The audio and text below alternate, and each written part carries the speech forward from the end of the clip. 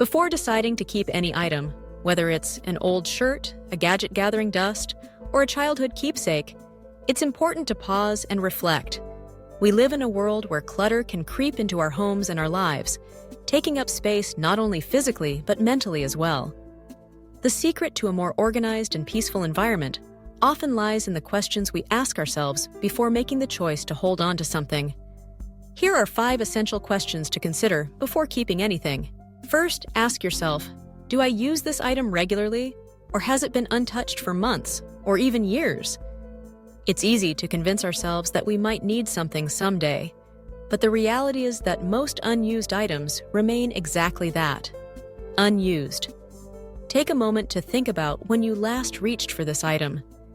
If it hasn't served a purpose in your life for a significant amount of time, chances are it's safe to let it go. By holding on to what you truly use, you make your space more functional and easier to maintain. Second, consider, does this item add genuine value to my life? Value isn't only about monetary worth. It's also about how something makes you feel and the role it plays in your daily routine. Some objects bring joy, comfort, or a sense of nostalgia.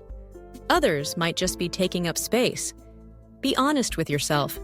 If the item brings you happiness or makes your life easier, it may be worth keeping. But if it adds little or no value, it could be time to part ways. The third question to reflect on is, do I have duplicates of this item? Sometimes we accumulate multiples of the same thing without realizing it. A drawer full of pens, a closet packed with similar shirts, or a kitchen shelf lined with identical mugs. Ask yourself if you really need more than one. Keeping spares can be practical, but only up to a point. Reducing duplicates not only frees up space, but also helps you appreciate and care for the things you choose to keep. Next is this item in good condition, or does it need repair or replacement? Holding on to broken or worn-out items with the hope of fixing them someday can create unnecessary clutter. Evaluate whether you have the time, skills, or resources to repair the item soon. If not, and if the item is easily replaceable or no longer serves a purpose, it might be best to let it go. On the other hand, if it's something special and repair is realistic, make a plan to address it promptly. Finally, consider, am I keeping this out of guilt, obligation, or pressure from others?